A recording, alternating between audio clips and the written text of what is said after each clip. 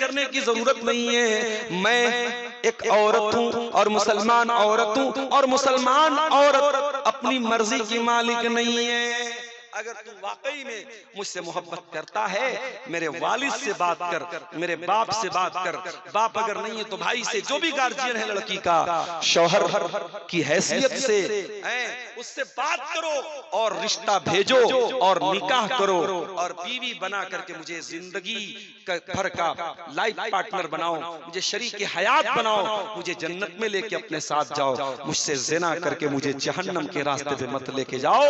मेरी बहनों, ये मैसेज आपको दे रहा हूं, कभी किसी के साथ ज़िना के लिए तैयार मत होना। जो तुमसे मोहब्बत करेगा कभी तुम्हारे साथ ज़िना की बात नहीं करेगा।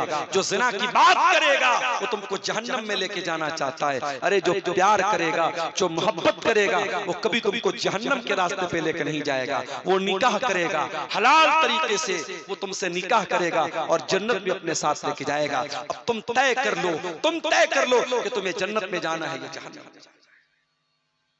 वला यज़नून, अल्लाह के खास बंदे ज़िना नहीं करते। और ये बात नोट कर लो, अल्लाह ने कुरान में जब ज़िना से मना किया तो अल्लाह ने ये नहीं कहा कि ज़िना मत करो। अल्लाह ने क्या फरमाया? वला तक़रबु ज़िना, तुम ज़िना के करीब भी मत जाना। अगर मोबाइल तुमको ज़िना के करीब लेके जा रहा है, मोबाइल का इस्तेमाल कम कर दो। सोशल मीडिया अगर तुमको ज़िना के करीब लेके जा रहा है, सोशल मीडिया का इस्तेमाल बंद कर दो। अगर कॉलेज में लड़कियों के साथ पढ़ने की वजह से तुम ज़िना के करीब जा रहे हो तो जाना बंद कर दो। ऐसे कॉलेज में जहां लड़कियां भी पढ़ती हैं, हर वो रास्ता जो तुमको ज़िना तक लेके जा रहा है उसको अवॉइड करो, उसको बचो।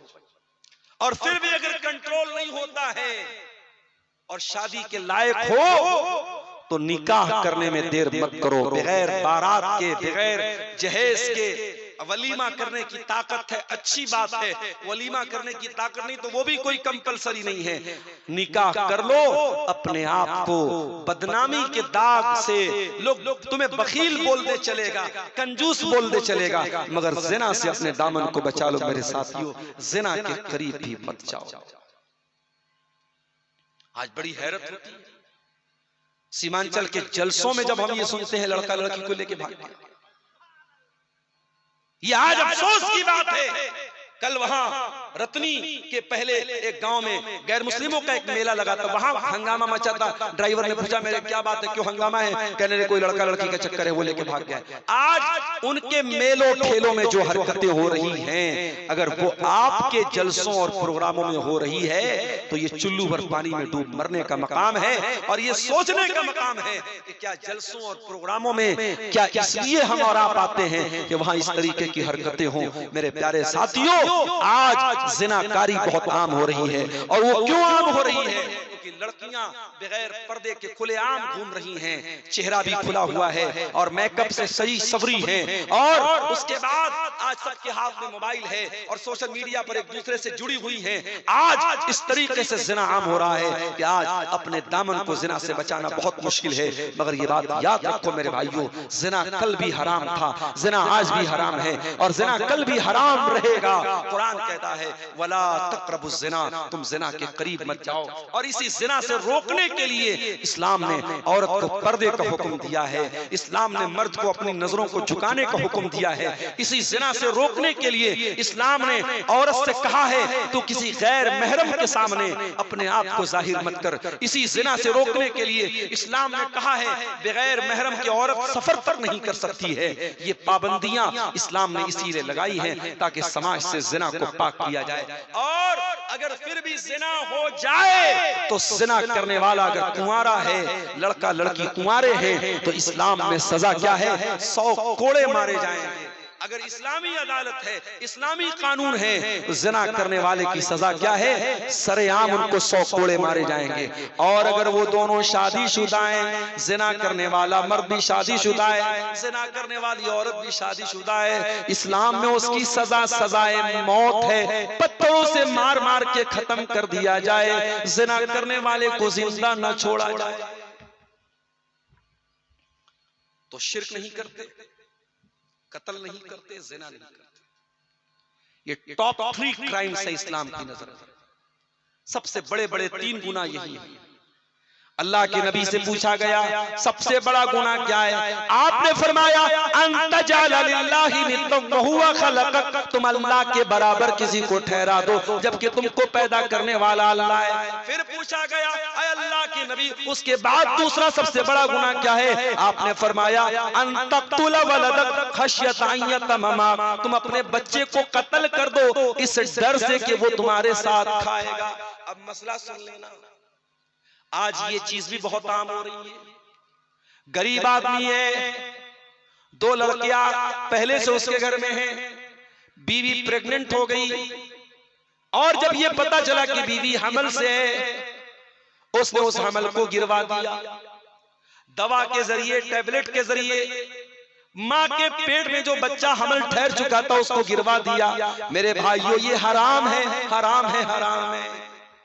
हाँ, अगर हमल के ठहरने के पहले कोई ऐसा तरीका अपनाया जाए कि हमल न ठहरे, और वो भी उस सूरत में जबकि कोई मजबूरी हो। मिसाल के तौर पे 2 बच्चे हैं और अभी बच्चे बहुत छोटे हैं, अगर एक और प्रेगनेंसी आ जाती है, एक और बच्चा आ जाता है, उन दोनों बच्चों की परवरिश में, उनको दूध पिलाने में बहुत मसला आ जाएगा, उनको पालने पोसने में बहुत मसला आ जाएगा। 2 बच्चों के बीच में गैपिंग रखने के लिए अगर इंसान ऐसे तरीके अपनाता है, जो आज के दौर में बहुत सारे तरीके राइज हैं, ऐसे तरीके अपनाता है जिसमें प्रेगनेंसी के पहले और हमल के पहले वो तरीके अपनाए जाते हैं ताकि वो औरत गर्भवती ना हो, तो वो तरीका अपनाया जा सकता है। लेकिन अगर हमल ठहर चुका है और उस हमल को गिराया जा रहा है तो एक ही सूरत में गिराने की इजाजत है। अगर हमल ठहर गया है और डॉक्टर का ये कहना है अगर ये औरत प्रेग्नेंट हो गई, इसकी जान को खतरा है, ये बहुत कमजोर है, ये बहुत बीमार है, अगर इसने बच्चे को जन्म दिया तो इसकी जान को खतरा है। जब औरत की जान को खतरा हो जाए उस सूरत में, चूंकि इस्लाम का ये कहना है कि अगर 2 चीजें, अगर 2 खतरनाक चीजें जमा हो जाएं, 2 खतरनाक चीजें इकट्ठा हो जाएं, तो जिसमें ज्यादा बड़ा खतरा है उसको छोड़ के जो कम खतरे वाली चीज उसको अपना लिया जाए। अगर माँ के पेट में अगर बच्चा है और ये डर है अगर प्रेगनेंसी हुई और बच्चा पैदा हुआ, माँ भी मर सकती है, बच्चा भी मर सकता है, इस कंडीशन में अभी वो बच्चा हमल की शक्ल में, उस सूरत में उस हमल को गिराया जा सकता है, लेकिन वो एक मजबूरी की शक्ल है, आम किसी शक्ल में हमल को गिराने की इजाजत नहीं है, हराम है, हराम है, हराम। ये भी औलाद का कत्ल है मेरे साथ, और आज धड़ल्ले से ये काम हो रहा है। अल्लाह के नबी ने फरमाया सबसे बड़ा गुनाह ये है कि तुम अपनी औलाद को कत्ल करो ये सोच करके तुम्हारे साथ वो खाए।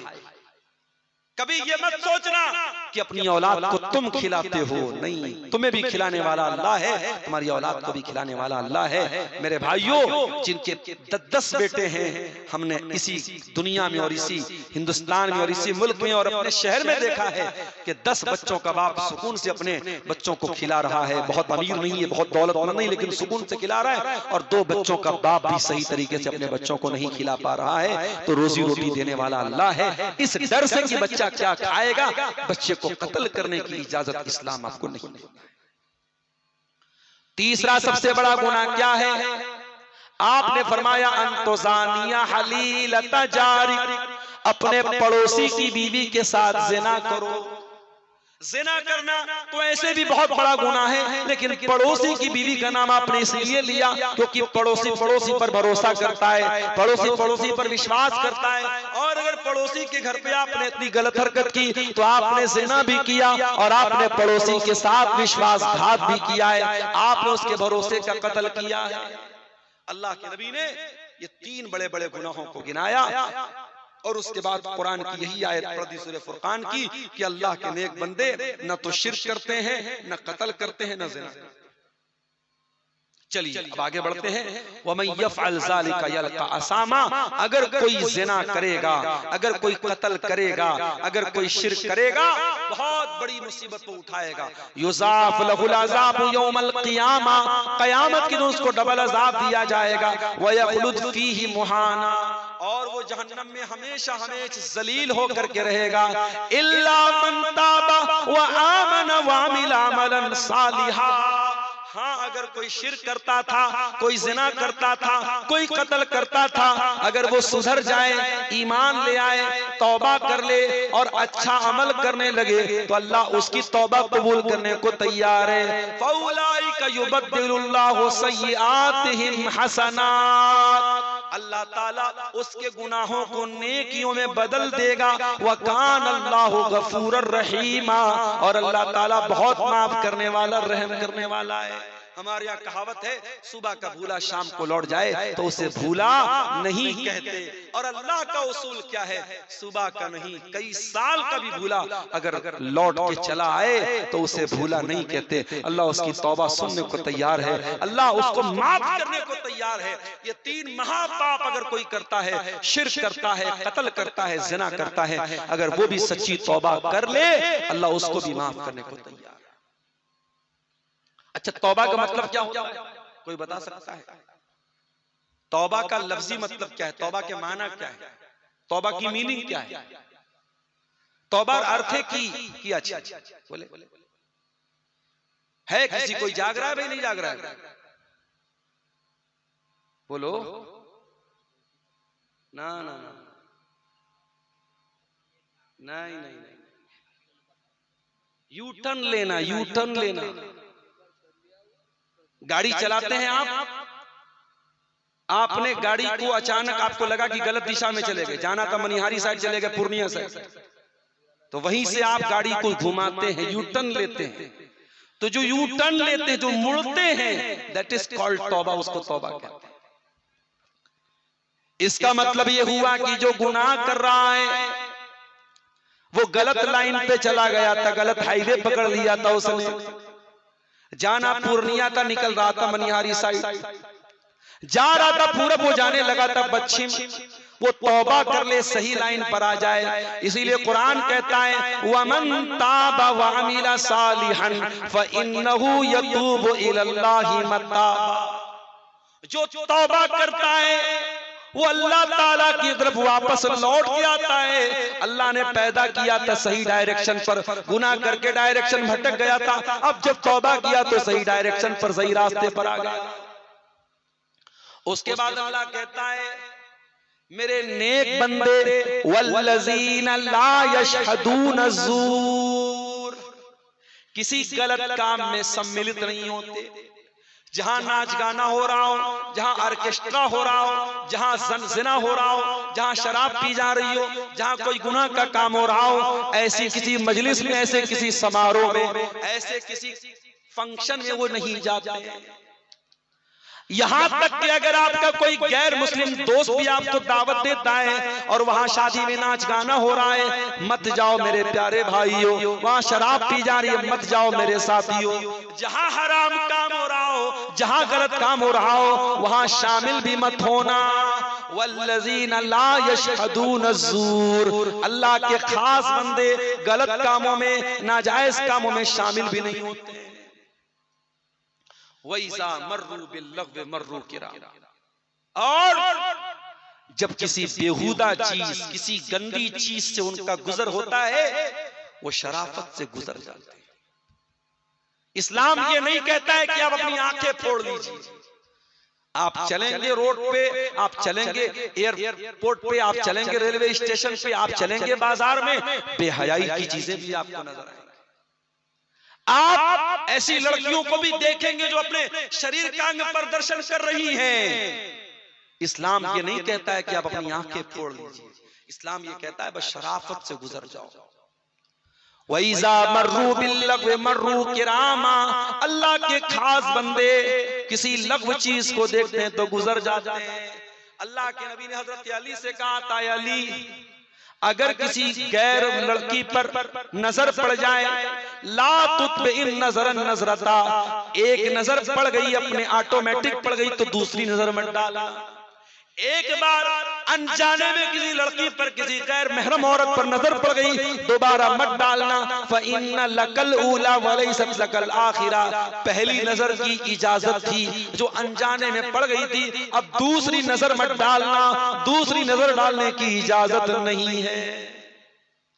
अपनी नजरों की हिफाजत करो मेरे साथ। एक शायर बड़ी प्यारी बात कहता है, कहता है सभी हम ही से कहते हैं निगाहें अपनी नीची रख, सभी हम ही से कहते हैं निगाहें अपनी नीची रख, कोई उनसे नहीं कहता न निकले यूं आया होकर। शायर कहता है कोई लड़कियों से क्यों नहीं कहता कि वो बेपर्दा न निकला करे, सब हमसे कहते हैं निगाह को नीची रखो। हम इस बेचारे मनचले शायर से कहना चाहते हैं शायर साहब आपकी मालूमात नाकिस है, आपको जो इंफॉर्मेशन दी गई है वो अधूरी है। इस्लाम अगर आपसे कहता है कि अपनी निगाहों को नीची रख तो उनसे भी कहता है कि वो बेपर्दा होके ना निकले, उनको भी इस्लाम ने हुक्म दिया है, आपको भी दिया है। अल्लाह कुरान में क्या कह रहा है, लघु चीजों के पास से, बेहुदा चीजों के पास से, वल्गर चीजों के पास से शराफत से गुजर जाना है, उसमें इन्वॉल्व नहीं होना है, उसमें पढ़ना नहीं है। अब दो चीजें और बयान करके बात खत्म करेंगे, 3:30 होने के करीब है, फजर का टाइम भी होने वाला है। सवाल तो कयामत तक आता रहेगा, सवाल थोड़ी रुकेगा। दो चीजें और है, सुनिए। शराफत से गुजर जाते हैं, सिनेमा हॉल के पास से आप गुजरेंगे तो जरूरत नहीं कि आप फिल्म देख के आ रहे हैं, आप बस गुजर जाइए वहां से। हो सके तो रास्ता कोई दूसरा अपनाइए, लेकिन अगर रास्ता वही है और आपके सामने थिएटर लगा है, पिक्चर लगी है, पोस्टर लगा है, तो आप खड़े होकर के ये मत देखो सलमान खान की कौन सी, भाई शराफत से गुजर जाओ, उसमें इन्वॉल्व मत होना, उसमें पढ़ना नहीं। उसके बाद फरमाया वल्लज़ीना इज़ा ज़ुकिरू बिआयाति रब्बिहिम लम यखिरू अलैहा सुम्मन व उमयाना। और अल्लाह के नेक बंदे जब उनके सामने कुरान पढ़ा जाता है, जब अल्लाह की आयतें पढ़ी जाती हैं, वो अंधे और बहरे बन करके गिर नहीं जाते, वो गौर करते हैं। और माफ करना सीमांचल के लोगों, मैं बार बार कहता हूं और आज भी कहता हूं और कहता रहूंगा, अपने जलसों का रंग रूप बदल लो। ये रात भर के प्रोग्राम, रात को 2-2 बजे आप जो तकरीर के लिए बुला रहे हो, आपको जबरदस्ती तकरीर सुनना पड़ रहा है और मुझको सुनाना पड़ रहा है, आप नींद के आलम में सुन रहे हो, आप अपने आप को सोने और नींद से को कंट्रोल करके सो रहे हो, ये मुनासिब नहीं है। यहाँ कुरान पढ़ा जा रहा है, यहाँ अल्लाह के नबी की बातें पढ़ी जा रही है, इसको गौर से सुनने की जरूरत है। इसलिए 9 बजे 10 बजे तकरीर दे देनी चाहिए और 12 बजे तक जलसे को शेष कर देना चाहिए। जी कुरान क्या कह रहा है, जब कुरान पढ़ा जाए तो वो अंधे और बहरे बनकर के गिर नहीं जाते हैं, बल्कि कुरान पर विचार करते हैं, गौर करते हैं, सोचते हैं, समझते हैं, उस पर अमल करते हैं। उसके बाद फरमाया वल्लज़ीन यक़ूलून रब्बना हब लना मिन अज़वाजिना व ज़ुर्रियातिना क़ुर्रता अयुन। ऐ अल्लाह, वो नेक बंदे दुआ करते हैं, अल्लाह हमारे बीवी बच्चों को हमारी आंखों की ठंडक बना दे, वजअलना लिलमुत्तकीना इमामा, और हमें मुत्तकियों का इमाम बना दे। पता ये चला कि जो नेक होते हैं अपने परिवार को भी नेक बनाते हैं, अपने बच्चों को भी नेक बनाते हैं, अपनी बच्चियों को भी नेक बनाते हैं। जो नेक होते हैं वो अपने बच्चों को नमाज का पाबंद बनाते हैं, जो माएं नेक होती हैं वो अपनी बच्चियों को पर्दे का पाबंद बनाती हैं, वो खुद भी नेक होती हैं, बच्चियों को भी नेक बनाती हैं, अपनी औलाद के हक में वो दुआ करते हैं, ऐ अल्लाह तू हमारे बच्चों को, हमारी बीवी को, हमारी आंखों की ठंडक बना दे, और हमें सिर्फ मुत्तकी मत बना, हमें मुत्तकियों का इमाम बना दे, हमें इतना नेक बना दे हम मुत्तकियों के इमाम बन जाएं, हमें उस दर्जे तक तो पहुंचा दे। बड़ी प्यारी दुआ है, जो साहिब औलाद लोग हैं, जो परिवार वाले लोग हैं, जो बाल बच्चे वाले लोग हैं, ये दुआ को याद कर लें। अगर आपको तकरीर में दुआ याद नहीं हो रही है, घर जाएं, कुरान खोलें, कुरान के 19वें पारे के शुरू में सूरह फुरकान के लास्ट में ये दुआ आपको मिल जाएगी। इस दुआ को याद कर लें, कंठस्थ कर लें, याद कर लें, मेमोराइज कर लें और जरूर इस दुआ को पढ़ा करें। रब्बना हब लना मिन अज़वाजिना व ज़ुर्रियातिना क़ुर्रता अयुन, ऐ अल्लाह हमारे बाल बच्चों को हमारी आंखों की ठंडक बना दे और हमें मुत्तकियों का इमाम बना दे।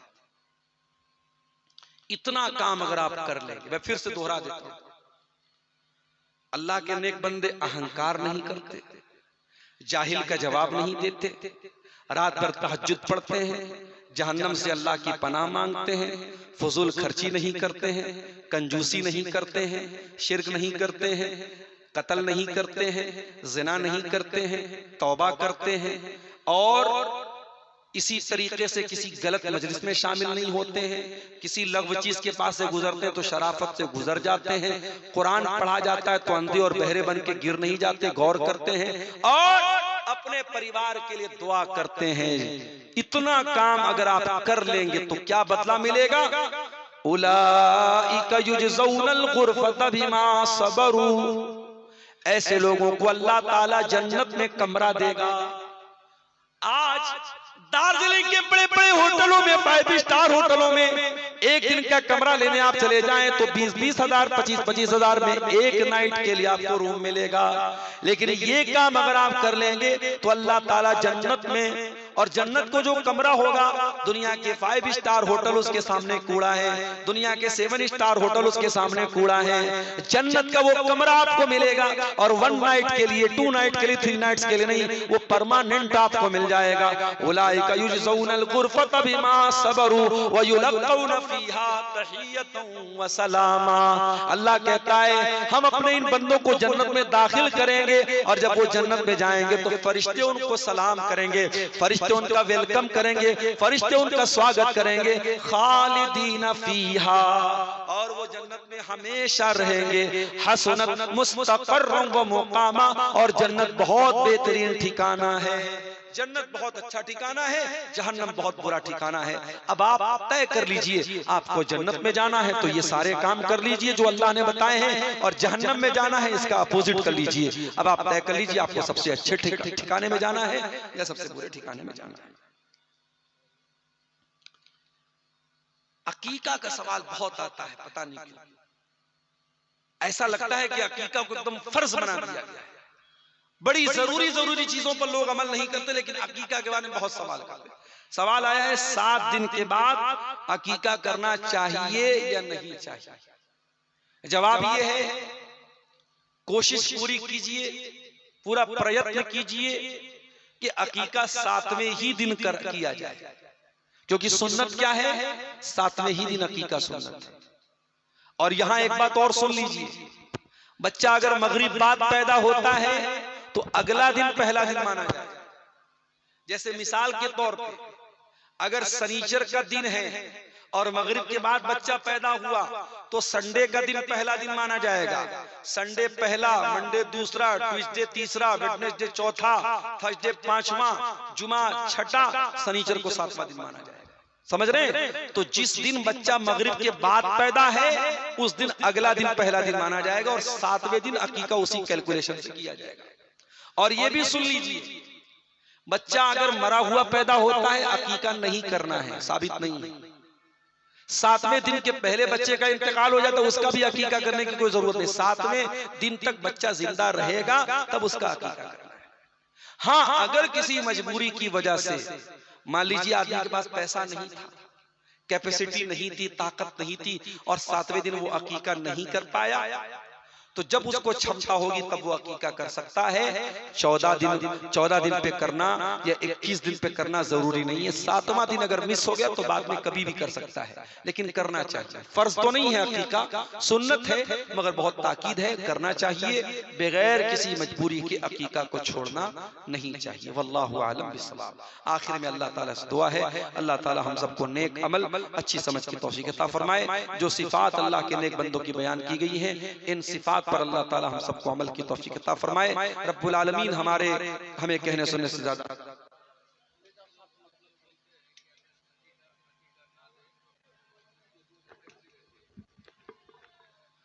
ये साहब पूछ रहे हैं कि अगर बच्चे का अकीका ना दिया जाए तो रूह भटकती रहती है। रूह किसी की नहीं भटकती, ये गलत बात है। हाँ, अगर बच्चे का अकीका नहीं दिया है और मान लीजिए कि बच्चा मर गया, तो बच्चा जो होता है, अगर नाबालिग बच्चा मर जाता है तो माँ बाप के हक में सिफारिश करता है क़यामत। अगर माँ बाप